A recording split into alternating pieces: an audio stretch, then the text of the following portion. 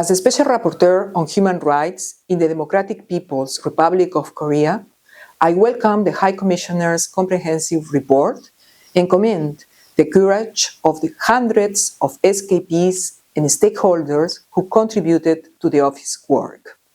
Their voices are the backbone of every accountability effort. I also share with great concern its conclusions.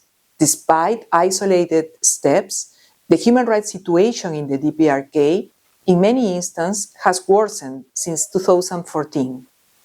There is increased repression, wider surveillance, economic instability, absolute isolation, and extreme militarization.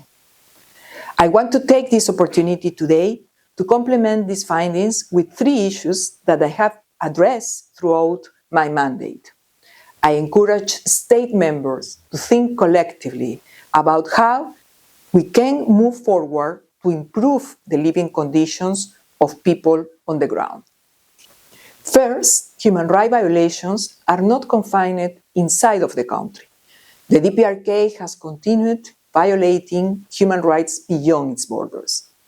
This includes international abductions and enforced disappearances of foreign nationals, forced labor of overseas workers, sophisticated cyber threat activities, the repression of escapees, and the recent deployment of military personnel to armed conflicts abroad. While overseas workers are deployed to earn foreign currencies in harsh labor conditions, people inside the DPRK must continue to meet their payment quotas to be paid to the state. More militarization means more exploitation of labor and fewer resources allocated to protect fundamental freedoms and human rights. This places a high military burden on the people and disproportionately affects the most vulnerable. Second, I want to highlight the aggravated impact that the DPRK's human rights violations have on women. Women play a crucial role in the economic sphere, earning a living and securing food for their families.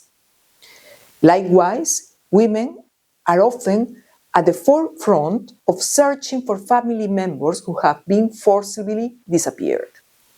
Recently, I learned that it was mothers who anxiously sought information on whether their sons in the military service had been sent to fight in the Russian Federation-Ukraine armed conflict, when the government had not informed the people of its participation in the war. Also, women comprise the vast majority of escapees. They serve as our primary connection to those suffering inside the country. Their role is hence key for identifying the people's need and paving the way towards sustainable peace. Third, I want to re-emphasize the essentialness of accountability to achieve human rights. Victims, civil society, states, the United Nations, and the international community have pursued varied forms of accountability.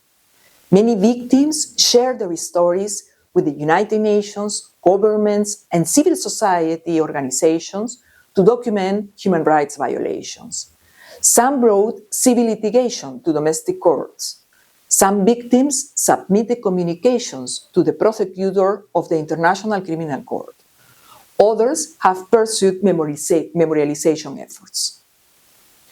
Yes, human rights violations continue. Yes, in some areas the conditions have seriously eroded.